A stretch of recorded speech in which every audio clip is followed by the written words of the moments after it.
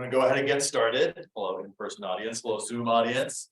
Welcome to the University of Michigan single cell spatial analysis program research seminar series. For those of you who might not be aware, SCSAP is sponsored by the University of Michigan Biosciences Initiative, and our goal is to build a community of researchers and practitioners really around this area of spatial omics with single cell analyses. I think today we are in for a treat. We have a PhD candidate, Lulu Shang from the University of Michigan Department of Biostatistics, the School of Public Health. So Lulu's been doing amazing work. Her dissertation being defended next week, May 31st, if you want to learn a little bit more. And then I think we're also happy to announce that Lulu in the fall will be starting a tenure track position at the University of Texas MD Anderson Cancer Center, which is where I trained immediately after my undergraduate. So I'm happy to talk to you a little bit about that later. And I think Lulu's been doing such cool work in sort of the data analysis component of single cell spatial analysis. I think we're in to learn a lot today.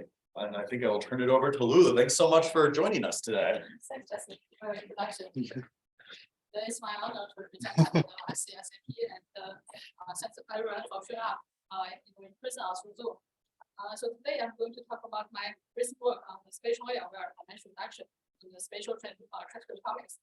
So during the presentation, if anytime if you have any question, please feel free to interrupt me, and I will be happy to take any questions. So for the people who may, I believe most of you are experts in this field, but just in case anyone are not very familiar with the spatial transcriptomics, I will do some introduction first. So here is a organization for the hierarchy of the human organism. So we know that the world is composed by the atoms, and the atoms they can assemble the molecules, and then we have the cells, and from the cells we can build up the tissues. And then we have a more complex organ or more the organ system. And finally, we can assemble them all into the human organism. So you can see that the cells, Can you we're getting some feedback that you're a little bit hard to hear on Zoom. You want to speak a little bit more directly with the mic. How about this? So we can see that the cells are actually the the fundamental building blocks of the human body.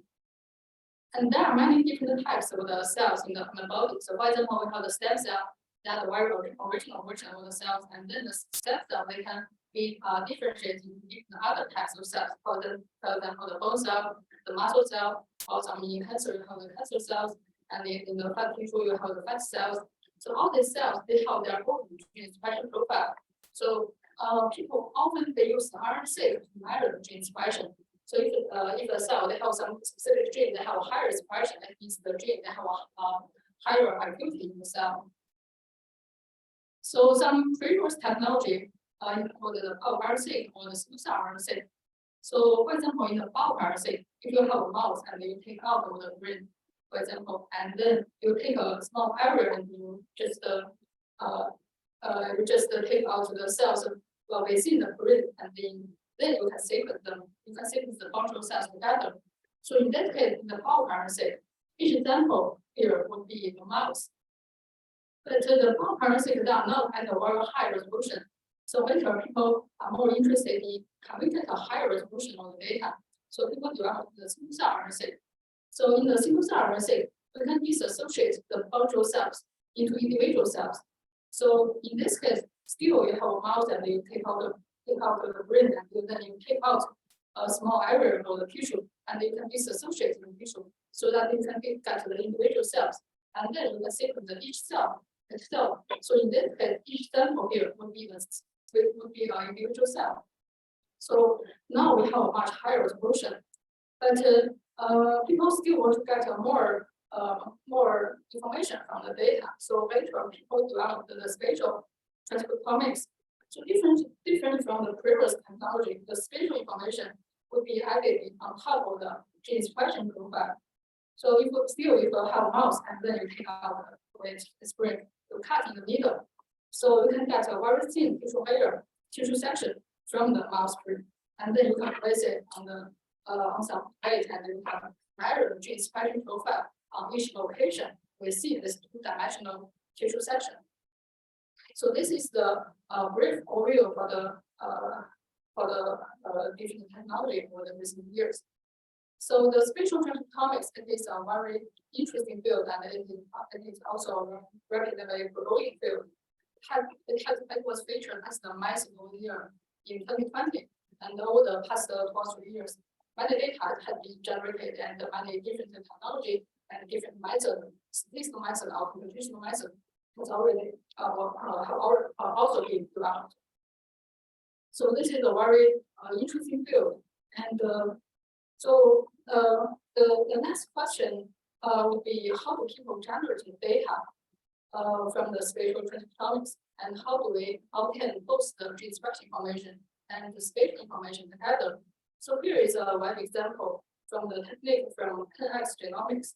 So in 10x genomics, they have several different versions of the technique that can measure the spatial information. And here I'm mainly focusing on the wisdom technique. So in the wisdom technique, we have the company will give you some these kinds of wisdom spatial gene expression spike. And on top of it, there are several capture errors. And within each capture error, there are about 5,000 barcoded spots. And the capture error, they are very small, it's only about 6.5 millimeters in rise at the height. And if you take a closer look at each different spots, you can see all the spots that are well organized. So this is how the company designed the spots. And within each spot, you can see it can cover that because the spot diameter is much larger than the single cell. So each spot they can cover a dozen of cells together. And within each spot, there are many probes growing on top of the spot. And you can see that all the probes they are very simple, but they have multiple functions. So for example, you can see there are some spatial barcode on the probe. So this kind of spatial barcode, they can record the spatial information, the spatial coordinate for each spot. And they also have the UMI, so the probe will capture the RNA within the cells. And then you can use the UMI to count how many counts you have for each gene on each spot. So this is how people measure the gene expression profile together with the spatial information through the wisdom technique. And the 10th wisdom, it is just one of the many sequencing-based technology. There are many other types of technology. For example, we have the morphation, which are the hybridization-based methods. So there have been many different kinds of technology that can measure the spatial information together with the gene expression. So people would be very interested in why do we want to study spatial transcriptomics and why it is important. So for example, on the figure, you can see we have the tissue section. So many years ago, people can already stain the histology image. So we can visualize the tissue structure through the histology image. But now we have the spatial transcriptomics. So we can actually visualize the gene expression on top of this tissue section. We can see where does the gene have a high expression and where they have a lower expression. And from the many different genes, they have different spatial patterns. And then we can review what is the tissue structure on this tissue section.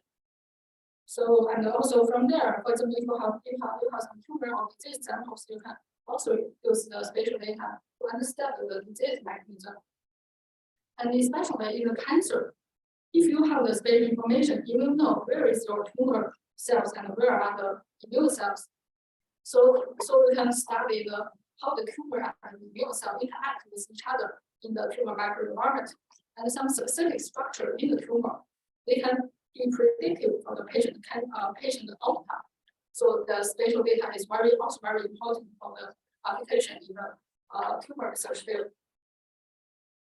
And the data you can get from the spatial transcriptomics. So first you have the two-dimensional tissue section, and the two-dimensional it naturally comes with the X and Y coordinate. So in addition to the gene expression matrix, you also have another matrix that's the spatial coordinate. Here I'm using the wisdom data as an example. So the rows are the spots on this two-dimensional tissue section, and the columns are the genes. So the data we have from the spatial data, from the spatial transcriptomics would be this two data matrix. And as you can see from the diagram, the extraction data, it is kind of noisy.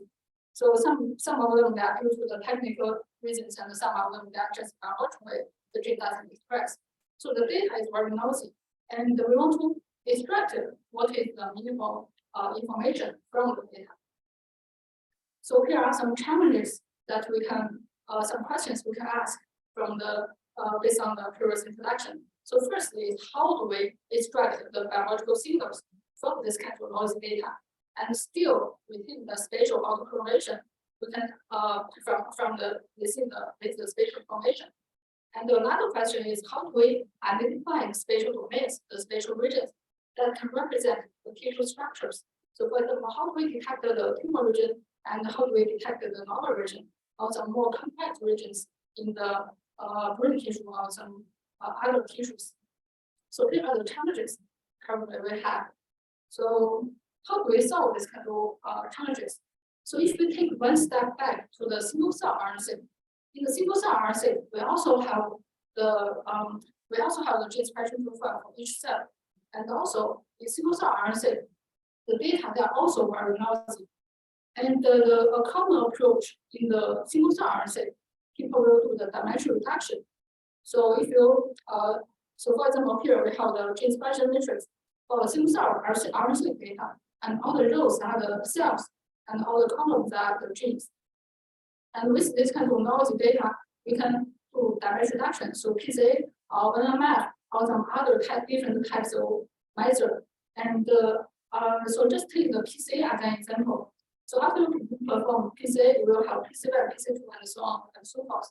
So if you just realize the data points, the cells on this two-dimensional PC1 and PC2 out, we can realize the cells in the multi-dimensional representation. And from with the PCs, we can further to the clustering so that we can cluster the cells based on their expression profile into different cell types. So after we have the different cell types, we can, for example, we can group the cells into stem cell or some neuron cell, and further we can order the different cells along the trajectory. So so even though the data you have is just some cross-sectional data, they are not the longitudinal data, but still we have different cells and the cells that are at different stage. So for example, we have the stem cell and the neuron cell, and we can order them to see how the cells they develop from the stem cell to the neuron cell. So these are the three main tasks that people really do in the single cell RNA field.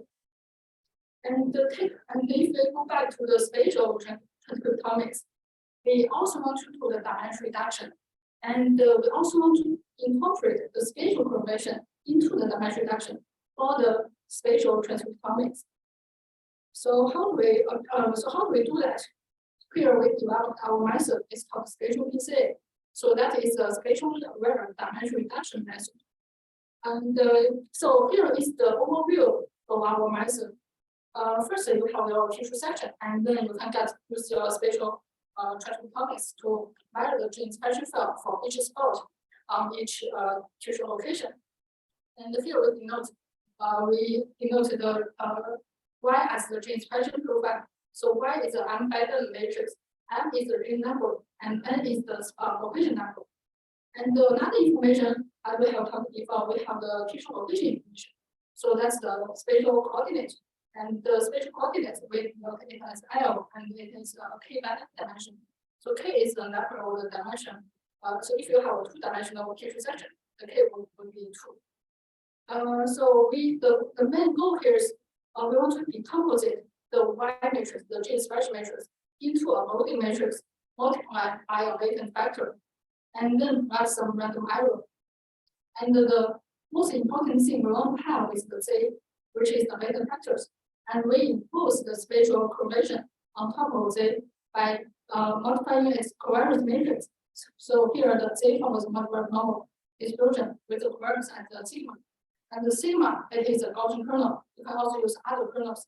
And so in this way, the Gaussian kernels are computed from tissue location coordinates. So in this way, we can actually embed the spatial information within the latent factors. So this is the overview. I will talk about this technical details in the next few slides. So this is an overview of our, this is a detailed method of our method. So consider if we have the spatial transcriptomics study and we have the gene expression environment or the M genes on the locations on the tissue. So still here, Y is the gene expression matrix, W is a loading matrix, and the Z is the PZ matrix. So here we use D to denote the number of pieces. And in the traditional probabilistic PCA, people would assume that ZF as an IOS PCA, and they would assume that each element in the red arrow, they are independent with each other and follows the normal distribution with the sigma zero square. And also to solve the identifiability issue, people would often assume that W transpose W, they are the identity matrix. And the main assumption in the traditional probabilistic PCA is that each element in ZF, they are independent with each other. So they assume that ZF follows a much more normal distribution with the identity as the covariance. But in the spatial PCA, we have a different setting. So here the things data now it knows the IOS spatial PCA. And we also follow the previous approach that we also assume each element in EIJ, they are independent with each other, and also assume that W transpose W to be identical to solve the identifiability issue. And the main assumption that are different from the probabilistic is that we have a spatial correlation in the covariance matrix. So here we assume that zeta it follows a multivariate normal distribution with the mean zero and the sigma L as a covariance. And how we build the sigma L? So here is my example. We in our default setting, we just assume that data that built from the Gaussian kernel. And here in the Gaussian kernel, the expression is like this. So we have this exponential form, and within that, on top of the so on the top we have the distance squared, and on the bottom we have the endwise. So we so the intuitive idea is that if two spatial locations, two spots, they are very close with each other, and if they also have similar expression profile, then the Z value for the two spots will be similar with each other. So that's the main idea of our approach. And by building, so by inferring this kind of Z, we will be able to capture the information from both the expression profile and also the spatial location profile, and embed all of those information into the latent embeddings, which is the. And here is how we infer and to the estimation. So we first integrate out in the Z to obtain a marginal hyperput, and then we optimize the marginal input to infer the W and other hyperparameters like the sigma square or the other hyperparameters. And then we can estimate the Z by computing the posterior mean conditional on the estimated W and all the other hyperparameters. So you can see this is the Bayesian approach. And to enable the scalable computation, we apply the Vorak approximation to the kernel matrix, so we can make our method scalable to very large data set. So that is our method. So here is another overview of our approach. So we have already talked about the first half. After we have the weighting factors, we can do many interesting things downstream. So for example, first we can do the collateral analysis. So in single cell, we can also do the cell clustering, and then you can get the different cell types. But here, if you do the clustering on the spatial PZ, you will be able to detect the spatial domains because the nearby spots with the similar expression, and they will tend to have similar spatial PZ values, so that they will be clustered into the same spatial domain. And also because our method is a data generated model, so we can do imputation. And if you only have some like the wisdom or some ST technique data, and you only have about several thousand spots on the tissue section. But if you want to get a higher resolution of the data, we can impute, we can predict the spatial PZ values on the environment location as well as you have the new spatial coordinate. And we can also in the single cell, we can order the different cells about the trajectory to review their developmental trajectory. So here we can also order the spots into the with the trajectory inference to reveal how the tissues, how the regions they are, or how they are organized together. So these are the three main tasks that we can do with spatial pieces inferred from our method. And then I will use some real data examples to illustrate the advantage of our method.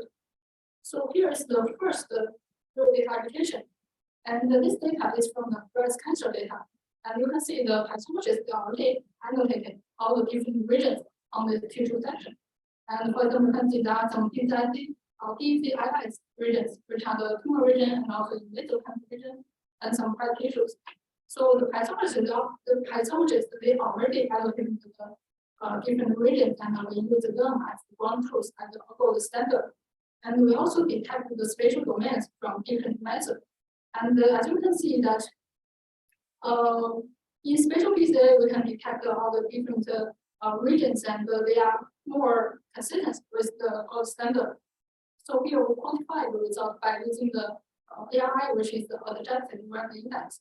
So it can determine how consistent, how similar are the two class results are with each other.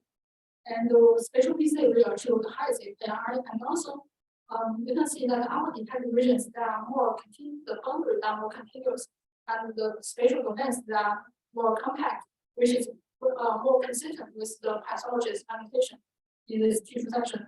Because original tissue it is also have a more compact and more continuous boundary across the different regions. So that's the spatial domain detection. And one interesting domain we found is the immune region annotated by the pathologist. So the immune region we are covering it as the yellow region. So we found it might resemble the tertiary lymphoid structure region. And the tertiary lymphoid structure is called PLS. It is a very important kind of tumor region in the tumor.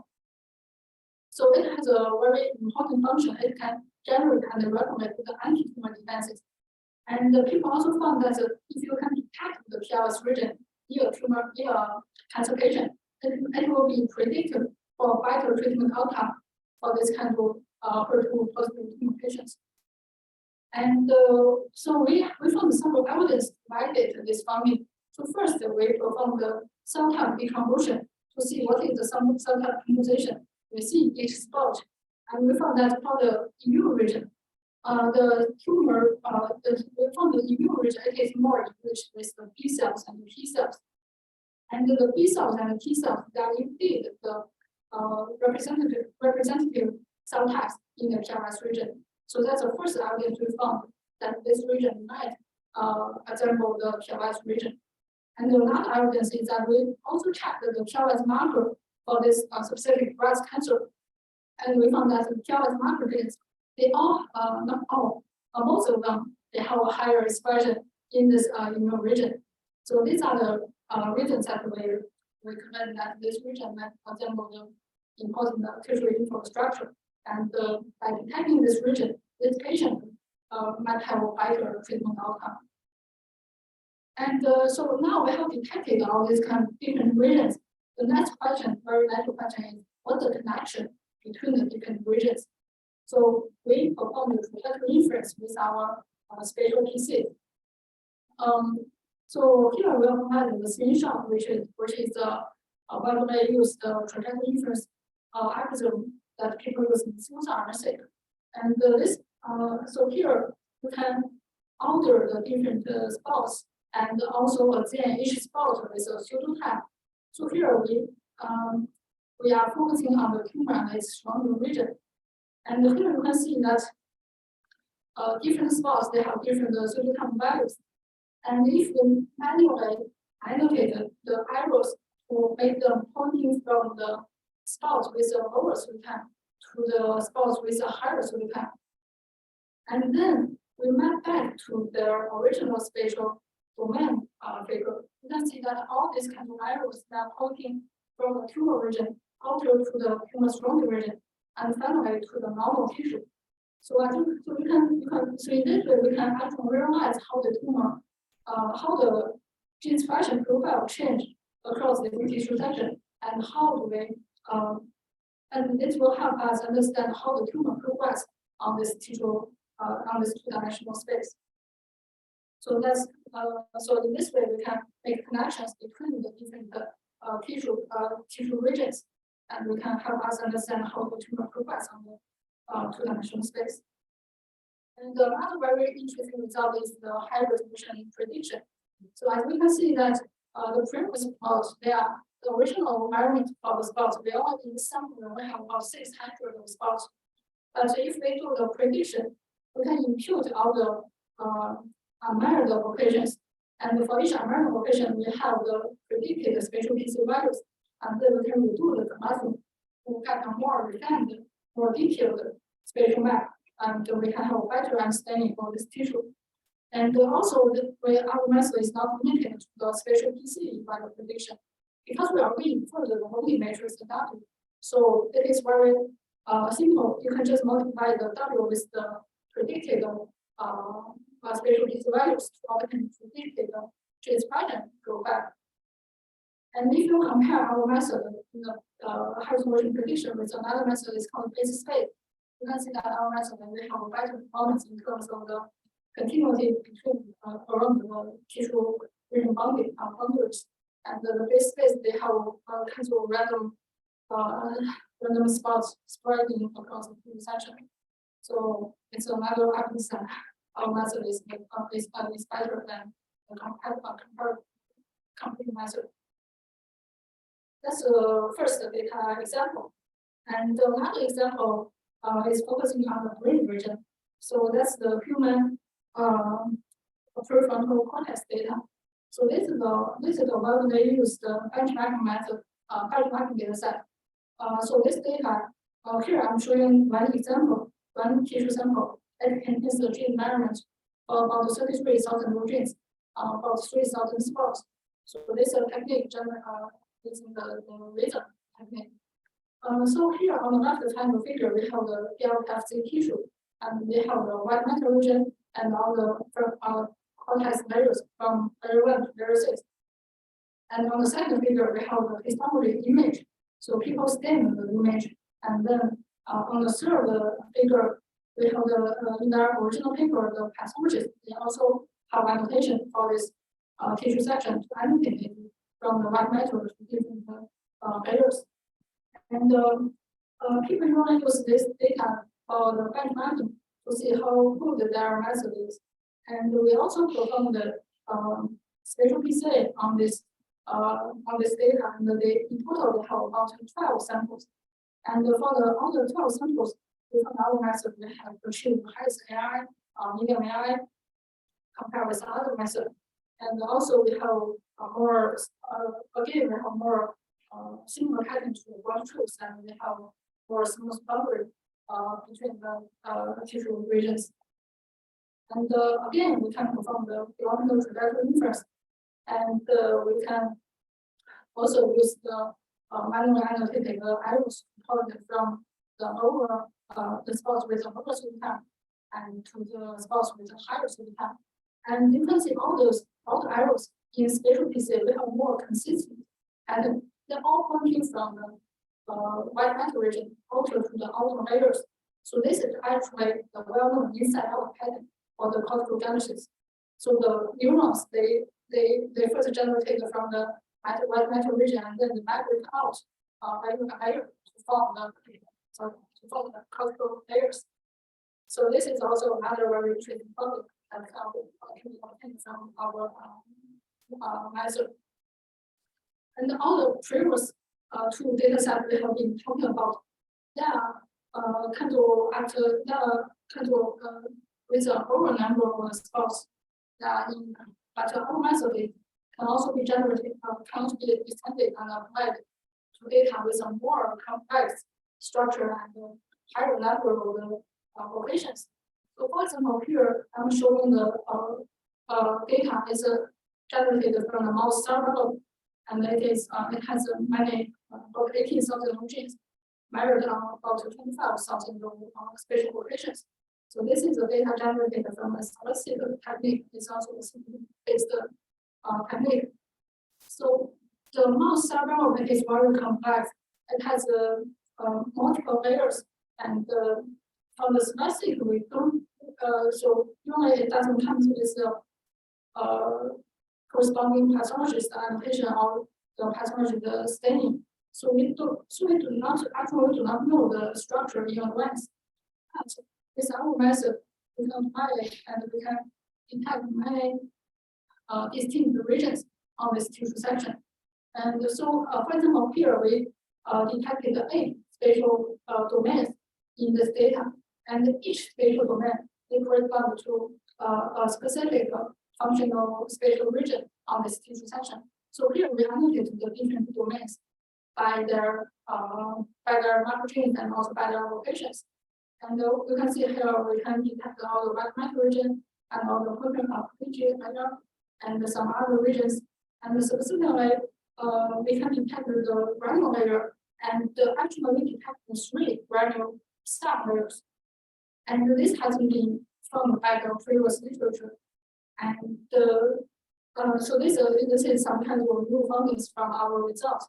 And so we examined each of the sublayer in detail, and we found they indeed have their representative macrogene, and they have this macrogene, they have different functions in the mouse cell granule.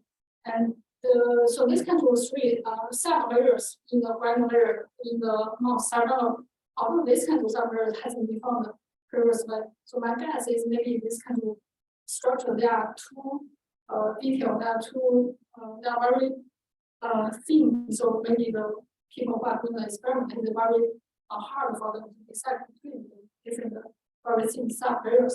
But this kind of sublayer region has been found in some other green regions, for example, the hippocampus or some regions. And in that kind of region, they are much larger or maybe easier to do the experiment, and they found some sublayers in their granule layers. And compare with the other method, if you compare with the base space or some spatial PCA or some other method, they are not scalable to this kind of large data. So as you can see, only our method we can detect such kinds of distinct regions, and the other method we always have some random spot spreading across the whole tissue region. And another very interesting result we can find is that in our method we can correctly depict the permeation layer. And if you realize the permeation layer detected by different methods, you can see our region they are wider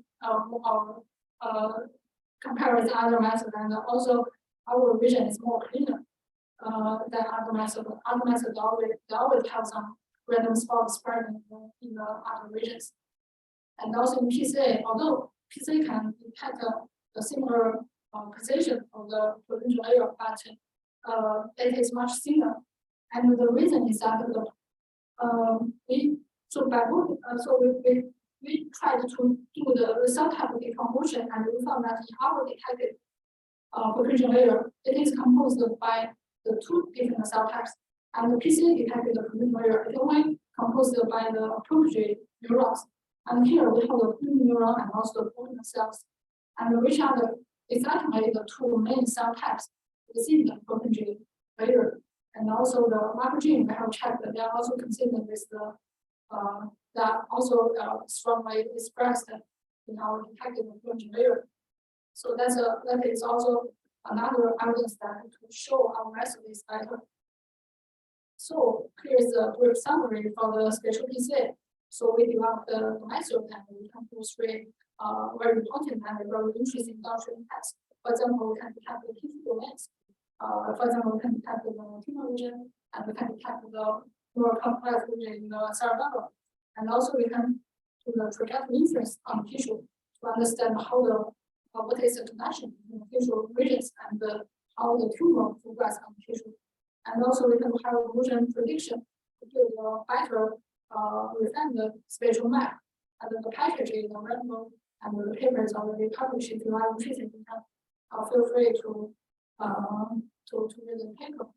So that's the spatial PCA and the questions so far. I also have some other projects that have come. So briefly mentioned. Do we have any sort of interim questions about spatial PCA? So you present this in the context of the regional assays like this, what about the fact that the assays like RNA fish-based assays, does this have the same applicability in the context of cosmos, xenium, or Versto? Yeah, it's a very good question. So actually. Oh, sorry, can you repeat the question? Oh, sorry. So the question is about so currently we are talking about the system-based method, but is our method applicable and is can be extended for other techniques, for example, the fish technique and other hybridization-based method, also axiom technique developed by the PPS genomics is actually. So actually the information we need from the spatial PCA work is just two measures, one is gene expression, another one is the spatial location. So if you have data with this kind of two data types, data input, you can always use our method and you can maybe you can find some more interesting result from the data. So yeah, so awesome work. It looks like a very powerful tool. I'm wondering, is there the ability to test for differences in sort of like the spatial distribution of cell types predicted by, or tissue structures predicted by spatial PCA across different disease states? Yeah, it's been a very good application. But yeah, I think it is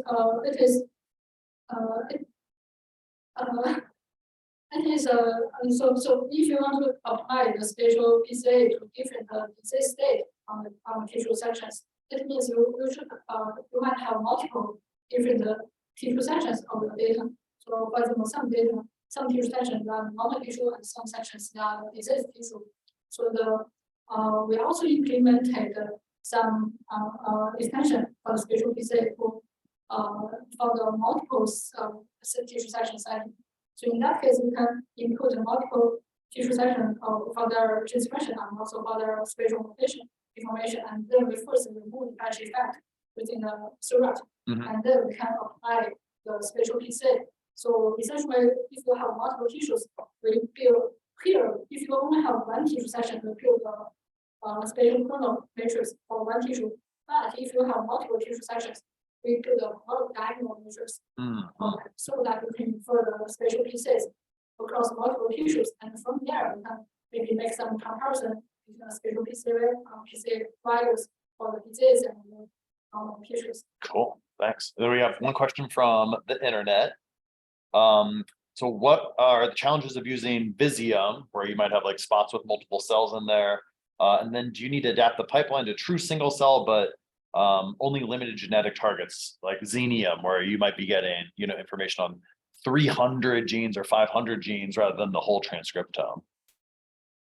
It's a very good question. So for the reason, I think so currently our method, so currently we only retain the spatial genes as input for our method because we want to retain the preserve the spatial and informative genes, the information, spatial information from that. So if a gene it doesn't have any spatial information, we just don't consider them in our algorithm. If you only have 300 or 500 genes, and if they indeed have the spatial patterns, and they can be used as an input for our method. And for the cell types, because the cell type information, they are not the required information in our method. So here our goal is to just have the spatial domains. Yeah, so it will be very interesting if we can in the future if we can incorporate the cell type information in our method. Maybe we can find some more detailed regions. Cool, that's any other spatial PCA questions? Yes, I think if you have other stuff. It's 1:40, so 15 minutes or so would be good.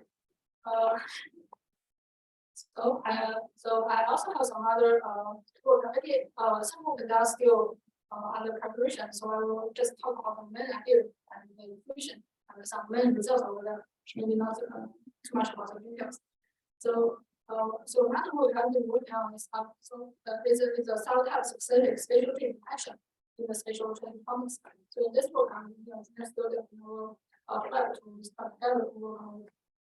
So there have been many people they are trying to detect the spatial and variable genes to characterize the spatial organization of the tissue. And most of the existing methods to identify the spatial and variable genes are not there. So they are not able to distinguish the cell type specific spatial and variable genes. So for example, if you look at the left figure, we have different cell types on each section. And if you just focus on the cell type A, there's one example gene realized in this figure. So it has a higher expression on the top region and have a lower expression on the bottom region. So there are many different reasons to cause this kind of spatial distribution of the cell. It might be at different state, at different locations, or the cell it might be located in different microenvironments, and they receive different signals from their neighbors. So they have different, even though they are also using the same cell type, they still have different spatial pattern. So we want to detect this kind of genes. So we develop a method called SCSAP. And if you just have a single cell resolution data, you can just apply the traditional the previous development method of the spatial gene detection and apply it on a subset of the cells. But if you have the spot level data, it is you have just as we have mentioned, they have a mixture of cell types within each spot. It is not easy to separate the cells from the same cell type. So that this method we develop, we can achieve we can detect the spatial and variable genes at different resolutions, either at the same cell or at spot level. We can do that. So after we detect the cell type specific genes, for example, here is a example from the lung cancer, and we can detect many tumor specific genes, and we can the tumor specific genes they have different spatial patterns, so we can group them into three. For example, here we group them into three different gene sets, and each different gene set they have different functions. For example, the first group of genes they are mainly expressed in the cancer region, followed by the bottom region, and they are more enriched in the hypoxia and the P53 signal pathways or some other these cancer-related pathways. And the second group of genes, they are more enriched in the G2 and checkpoints, and they are more related with the cell cycle. And another group of genes, they are more enriched in the response cell pathways. So this kind of tumor-specific genes, from here we can understand how the tumor interact with the microenvironment, and we can have also interesting findings from that. So the manuscript is still under preparation. Yeah, so that's another work very interesting. And we also developed a spatial pattern precision simulation. It's a simulator for the spatial result of transcriptomics. So this is a very good collaboration with Dr. Jason Buni, our department. And essentially, so this is the overview of the method. So we developed a simulation for the spatial result of the transcriptomics. And the feature is that if you want to, so for example, if you want to method and you want to do some benchmarking, and but you don't have too many data with the one truth, you can use this simulator to benchmarking data. And so this simulator we can preserve both the location-wide and also the gene-wide features from the data. So for example, if you have a reference data, and then we can first learn extract the spatial location coordinates from the data, and then we can step 2, we can obtain the gene specific expression profile, and we can estimate the distribution for your genes, and then we can simulate the synthetic data based on the parameters estimated from the data. And in the third step, we can use the rank-based approach to reattend the simulated data to their original location on the tissue section. So this is the reference-based approach, and we also have another option. So if you don't have any reference, then you can design your own. For example, here you can design your spatial distribution for the locations, and we can design the patterns of different regions, and then we can set of your own parameter for the genes, and finally you can separate the single genes and also the multi genes for you to make a comparison and do the benchmarking. And here, so this is another method, the simulator for design for the spatial transcriptomics.